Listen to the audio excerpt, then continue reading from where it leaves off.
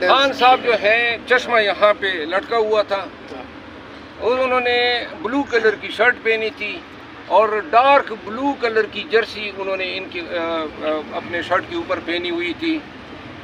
بڑے مطلب یہ ہیں کہ 3 دفعہ الکار آیا جیل کا کہ جی ملاقات کا وقت ختم ہو گیا ہے. خان صاحب جو ہیں وہ کہتے تھے نہیں اور بیٹھے رہے. تو خان صاحب جو ہیں آج کھل کے بولے معیشت پہ, فارن پالیسی پہ, کیسز پہ, پارٹی کے امور پہ.